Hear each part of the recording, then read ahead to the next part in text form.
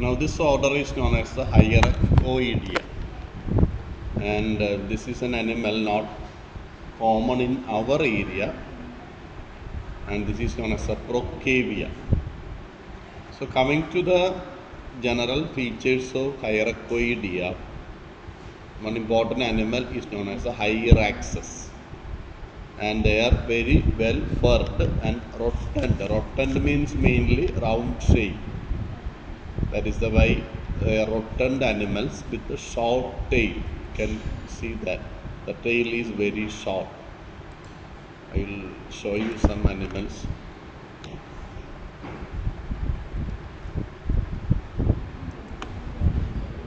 See here you can see the Procavia. See, these are the animals which are coming under the group Procavia. Then their distribution is mainly African continent and Middle East. Middle East means Gulf countries. That is why they are because they are, for Europeans, they are in the eastern side. That's why they are called as the Middle East. They have a poorly developed internal temperature regulation. That is one important peculiarity of this Procavia or Procavia or hyracoidea order. So all the elements are not, their temperature regulation is not so highly developed as compared with other group of mammals. And as you can see that they are mainly inhabiting rocky terrain. Here you can see that picture of these animals. Mainly among rocks, these animals are, see, so this type of terrain, that is the area where this rock hyrax. So different types of animals are there. Some are popularly known by the name rock hyrax because they are common in a rocky terrain. Then we will see what are the features of this animal known as the Procavia. And popular name is known as the rock hyrax or cave hyrax or rock rabbit. These are the different names. Here you can see that they are standing on two legs, and it has a pointed head, short neck and round. See, neck is pointed. See, you can see that. Second feature is that neck. This is the neck region. There is no separate neck, very small neck. Then another feature is that ear is rounded. So these are the three important features which we can tell about the morphology of the animal. Then they are commonly in Africa as well as in Middle East, like Saudi Arabia, Gulf and other Gulf countries. We can find that. And they are usually present at a altitude or elevation of 4,200 meters in rock crevices. And the purpose of this high altitude living is that it helps the animal to escape from predator.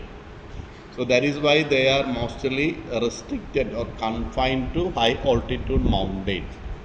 Then, but the one important feature of this animal is that they are a reservoir of leishmaniasis. Leishmaniasis, I will tell you, leishmaniasis is actually leishmania. Show you the picture. Leishmania. This is known as the leishmania. This is the leishmania, and it is causing a type of disease known by the name leishmaniasis. See, it's actually a protozoan, and this protozoan is producing a disease known by the name leishmaniasis. And this is common in many African countries as well as in Middle East countries. So the disease caused by leishmania is known as a leishmaniasis.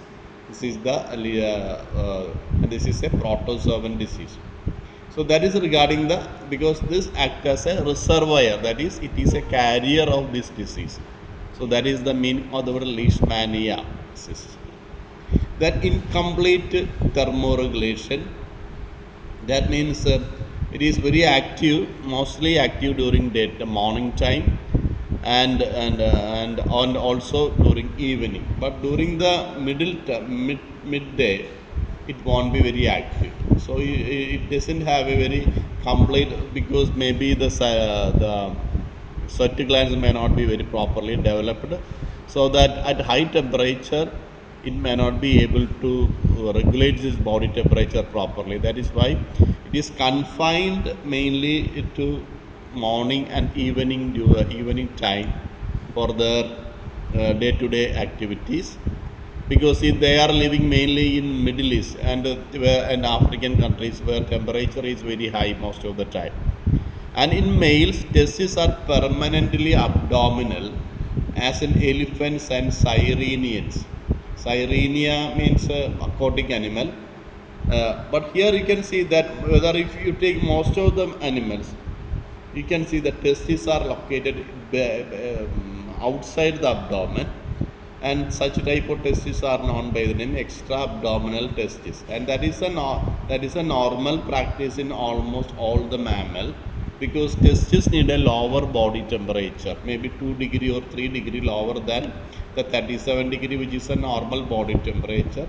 So nature has a technology of keeping these testes slightly away from the main body, so that what happens is that temperature inside the testes may be 2 degree lower than the temperature in the body. So that temperature, that is a temperature of 34 or 35, is necessary for the formation of spermatozoa properly. So in the case of these animals, the testes are present inside the abdomen. So it is a difference compared with the most of the other type of mammals. So these are some of the features of Procavia. Now coming to Procavia, it is popular known by the name rock hyrax or Cape hyrax or rock rabbit, mainly present in the Middle East and African countries. Now the next animal that we have to study is Sirenia. So earlier also we have seen that there is a term called Sirenia. So Sirenia is also an aquatic animal, aquatic mammal, and their popular name is known as sea cow. Sea cow is the popular name of Sirenia, because the shape is slightly, there is not much similarity between a cow and a sea cow, but it is generally called by that name. So it is normally known as sea cow, and they have a large fusiform. Fusiform means both ends are pointed. Here if you remove this flap of the tail, the end is a point, and front end it is also bluntly pointed. So that kind of shape where the both ends of the body are pointed is known by the name fusiform. So fusiform, and the purpose of this fusiform body is to reduce the drag. Drag means resistance. When animal is swimming through water, a body shape like this will be offering least resistance. That is the advantage of this type of body shape. And they have heavy bones that act as a ballast to counteract the buoyancy of their blubber. And one important thing, and I will show you the bones of this sea cow, because of the skeleton of because they have very strong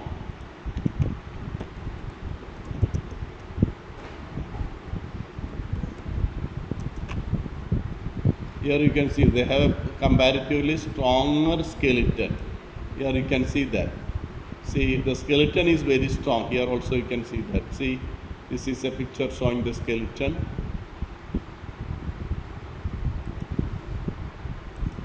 So they have a comparatively very strong skeleton, which weighs, because what we are seeing in this group of animals is that they have a lot of fat in their body, and especially below their skin, lot of fat. And presence of fat gives a buoyancy. That means floating ability. We don't have too much fat in our body, so if you fall in water, we will sink and die. But these animals have a lot of body fat, and body fat will be acting as just like a life jacket. And because of the presence of too much body fat, the animal normally floats in water. So in order to counteract that buoyancy of the fat, these bones of the animals are comparatively heavier than bones of the most of the other group of animals, and that act as a counterweight or counterweight for the buoyancy or floating ability given by the fat. And they have a thin layer of blubber and consequently are sensitive to temperature fluctuation. Because of the larger body size, the animal will be now normally floating. So that amount of blubber or fat below the skin is also somewhat reduced, and which cause migration when water temperature be too low. That is another peculiarity. When temperature of the water changes or goes or become very colder, animal will be migrating to another place. See here you can find a picture of the dugong. Then coming to the features of the dugong, you can see that it's a fusiform body, no dorsal fin or hind limb. See, you can see that. This is the front end and this is the back end, and this is the dorsal end and this is the ventral end. There are no hind limbs are there. There are only the forelimbs are there. There are no hind limbs. In this region there are no hind limbs are there. Then so that is a peculiarity. Then it is largely feeding on sea grass. I will show you a picture of sea grass so that you will have an idea of how the sea grass may be appearing.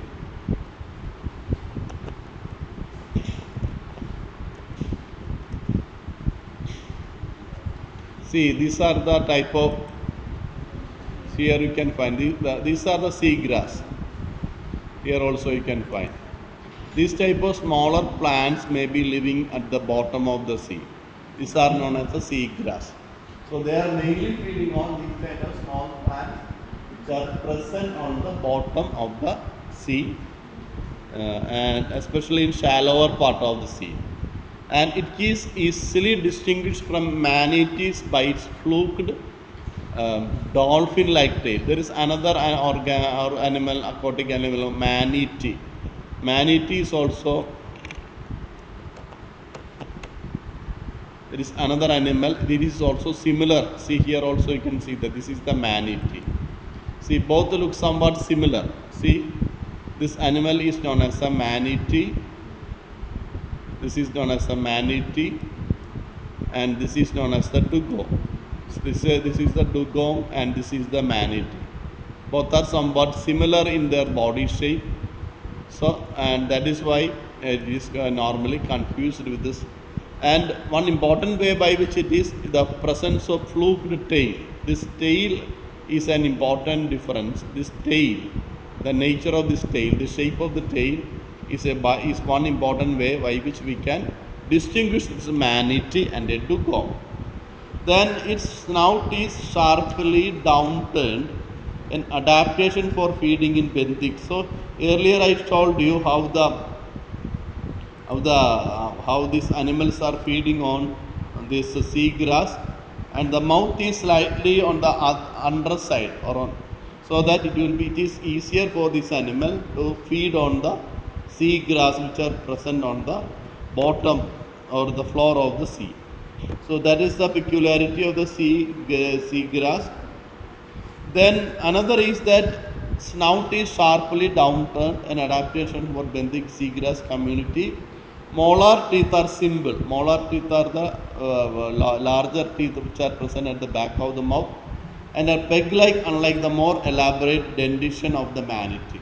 So regarding the manatee, between manatee and dugong, a lot of similarities are there, but at the same time both are two different group of animals belonging to different genus also. So in the case of manatee, in the case of this dugong, the molar teeth are simple and peg-like. Then dugong has been hunted for hundreds of years for its meat and oil. So mainly for the meat and oil, the dugong is primarily used. Then IUCN listed dugong as a species vulnerable to extinction. That is, the number of dugong available in the world are very low. So that is why they are nearly at the risk of extinction, and there is a CITES ban on the trade of this delivered or trade of anything obtained from this dugong, either from the skin or other body parts. With its long lifespan of 70 years or more and slow rate of reproduction, the dugong is highly vulnerable to extinction. For example, those animals which are having a shorter lifespan, they will not get extinct very fast, because they will be producing too many animals at a too short time. But here, in 70 years, they will be producing only one or two babies. So that those animals which are living like that are always at the risk of extinction. And dugong, in the case of dugong, is also like that. It has a lengthy life and also a lengthy productive period. So that the mother or a female cannot produce a lot of babies in their life. Next one is the Perissodactyla. Now coming to the Perissodactyla, it is characterized with possession of either one or three hoofed toads. That is, in Malayalam we call Ottakolombulla animal. So that is the name. One or two hoofed toes on each foot. I will show you.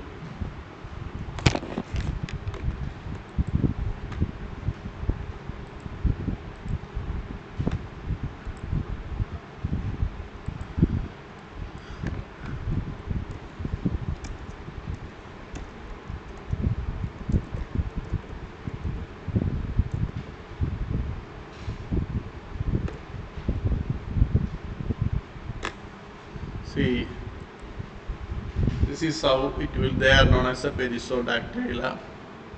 See, this will be the nature.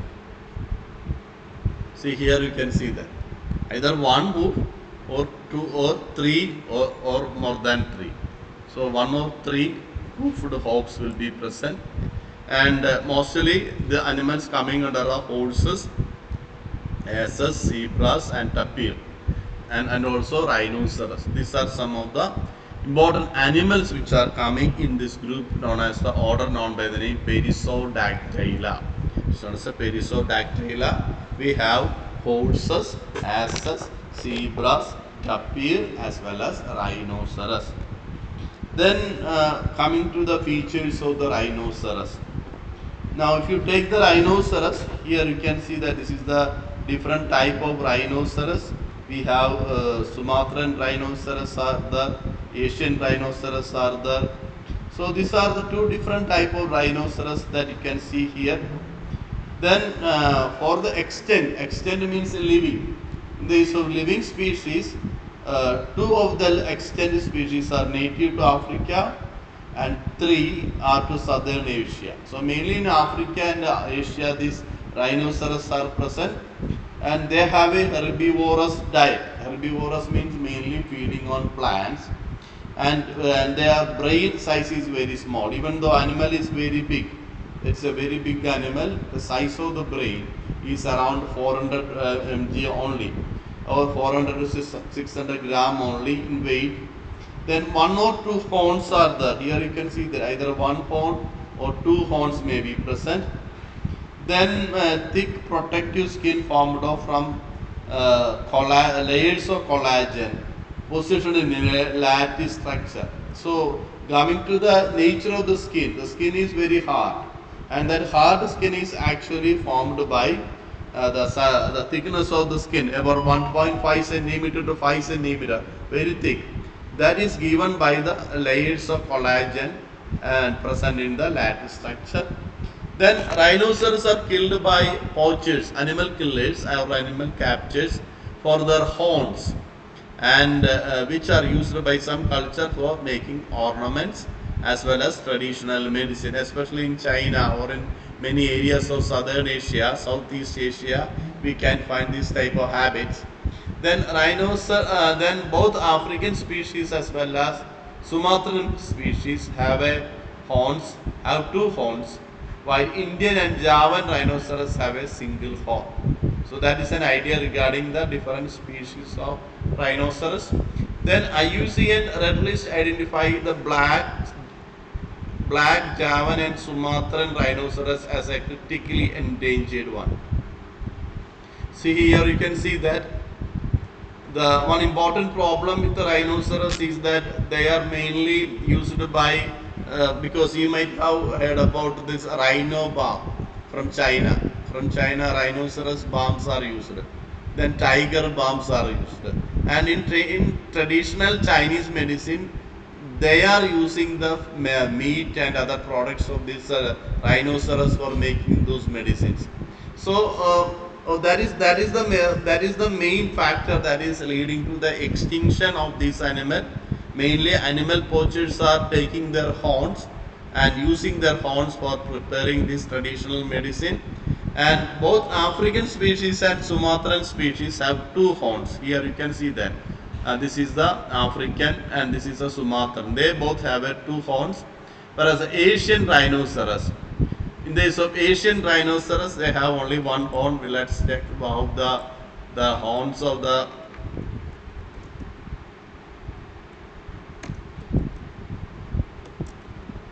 So in the case of Asian rhinoceros, we can find only one horn. So this is the Asian rhinoceros. So he can see the picture here. So this is the Asian rhinoceros, only one horn is there. Whereas in the case of African rhinoceros, we are finding two horns are there. And also in the case of Sumatran rhinoceros also, we can find two horns are there. So that is the nature of the horns between different species of rhinoceros.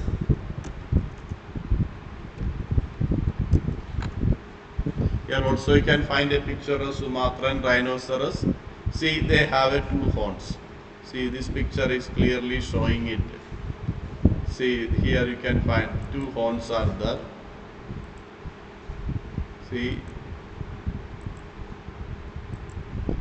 here one horn, two horn. This is the nature of Sumatran rhinoceros. So it is compared very much different from the normal rhinoceros that we are seeing here. So this is the Sumatran rhinoceros. Both are giant animals, but the front portion is the face is comparatively very different from Asian rhinoceros. Asian rhinoceros have only one horn. So this is the Asian rhinoceros. Then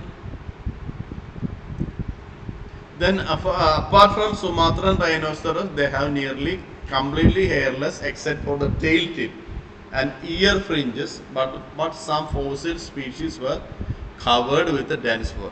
If you look at the picture, most of the Sumatran rhinoceros, this is a Sumatran rhinoceros, they have a slightly hairy covering on the body.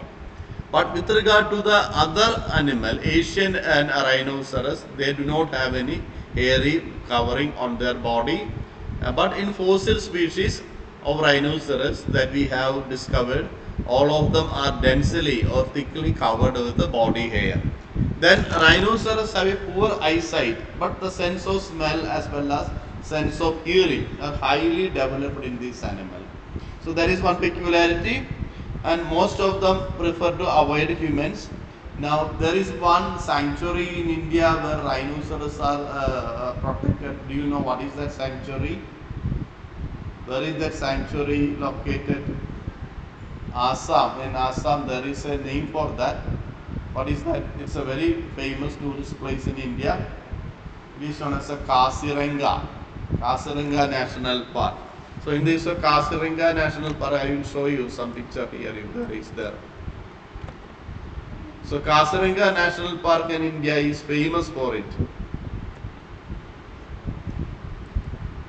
See, see here you can see that these are the images of Kaziranga National Park. The main animal of this Kaziranga National Park is the rhinoceros itself. See, this is the rhinoceros. We will, after the class, I will see here. You can see one video, a small video showing animals of the Kaziranga National Park. Just see this, and this is only 1 minute.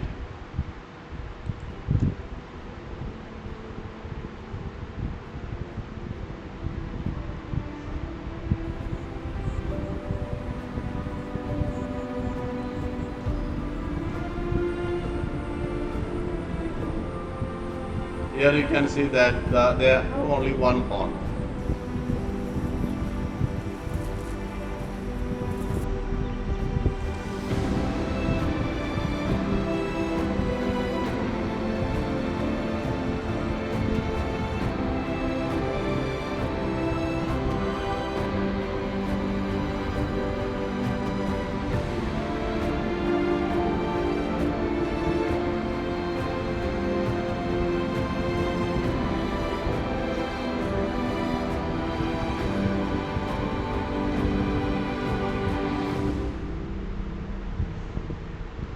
Okay, so that is about the Kasiranga National Park.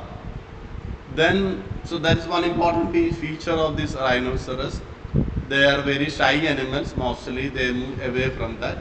Then black rhinoceros can attain a speed of about 45 kilometer per hour. You might have noticed that its running speed, running ability, even in a thick bush, can turn around rapidly after miss. That is, it is always dangerous to deal with animals because they can attack human.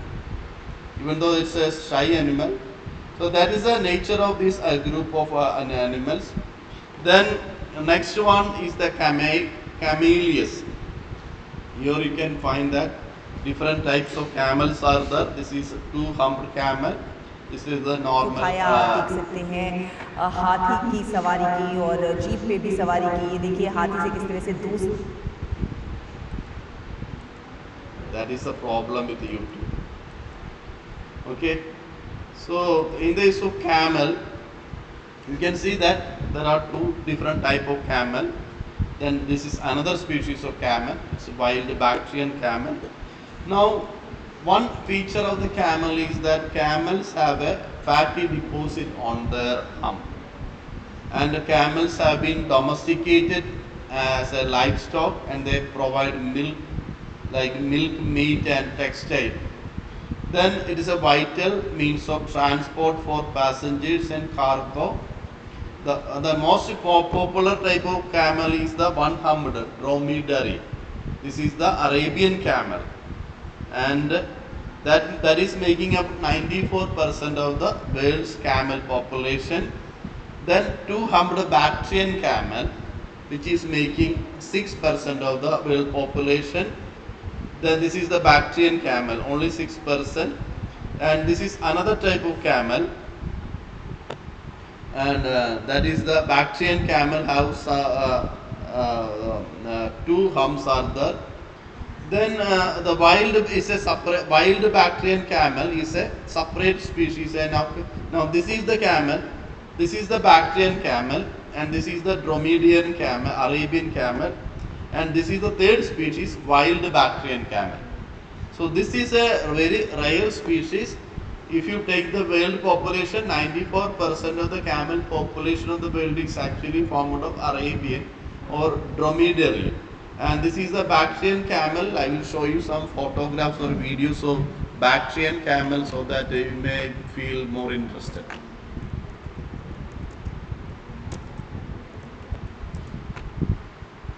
See if there is any video. So here, okay, this is a small video. You can see that only 1 minute is there. The Bactrian camel, also known as the Mongolian camel or domestic Bactrian camel, is a large even-toed ungulate native to the steppes of Central Asia. It has two humps on its back, in contrast to the single hump. See, there is no video in that. So let's see this one.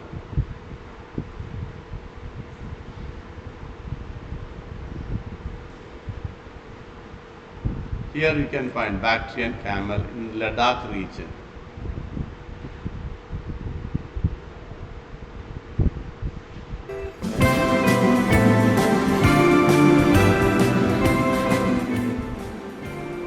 See, this is Ladakh in India, and if you go there, you can find this type of camels.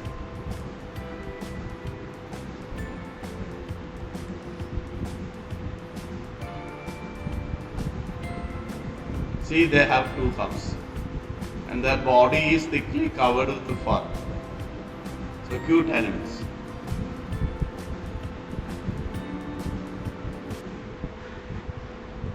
Okay, that is regarding the Bactrian camel, and the upper lip is split into two sections. That is one feature of the camel.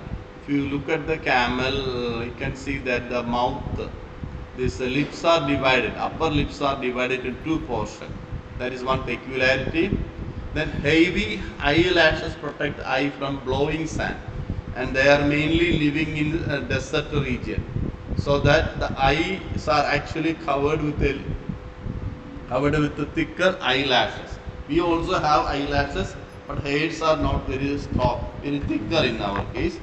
But the eyes of a camel are actually covered with very thick eyelashes. Then dromedary has horny pad, that is the abdomen. If you look at the abdomen, this is the fat, presence of fat, and dromedary has horny pad on chest and knees that protect it from, because they are mainly walking on desert, so their legs on the chest as well as on the knees, very thick skin are there, or horny pads are there, so that while sitting or lying down, it will be protecting this animal from extreme heat. Then camels do not walk on their hooves. On each leg, the weight is borne on two large toes that spread apart to keep the animal from sinking in the sand. That I will show you. If you look at the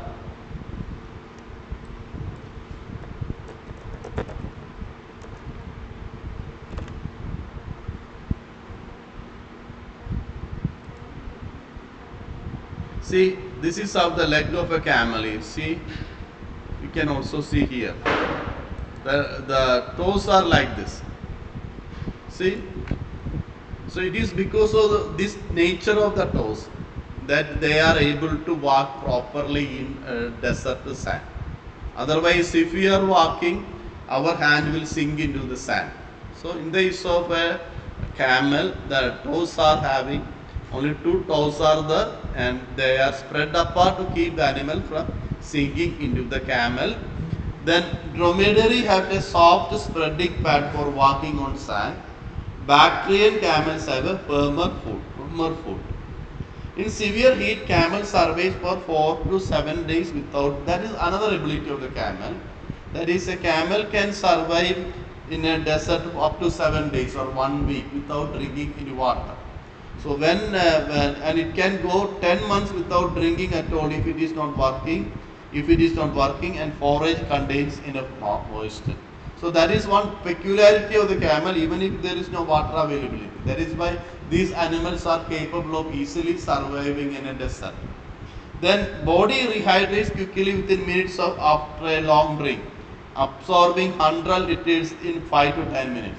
That is, even though they are able to survive easily without drinking water, when water is available, they can drink up to 100 liters in 5 or 10 minutes.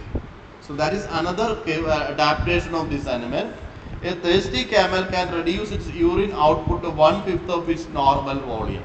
So when there is extreme heat, when water availability is very less, the camel will be reducing the water present in the urine to 1/5 or 20% of its normal volume, and produce very dry pieces, which mainly the herders are used as for the fuel for fire, just like our cow dung is used. Another adaptation is minimization of sweating. That is, a camel is an animal which is very well adapted to live in a desert. So it is not producing any sweat, very little sweat, so that the loss of body water through sweat is also very minimum. Then camel can allow its body to rise to a temperature of 41 degree. So if you feel 41 degree, we will be having fever. But for a camel, 41 degree is a normal body temperature, that is okay before sweating at all. So up to 41 degree, camel won't be sweating. Only after 41 degree, camel starts sweating. When food is plentiful, camel overeat, storing fat in one area on the back and forming the hump. So that is how this what you are seeing on the back is actually a fat. So that is the fat develops when the camel is having enough food. So that is the nature of this camel, and we have 3 different species of camel, but only very few members of the wild Bactrian camel are the majority of the camel belongs to dromedary and Bactrian camel.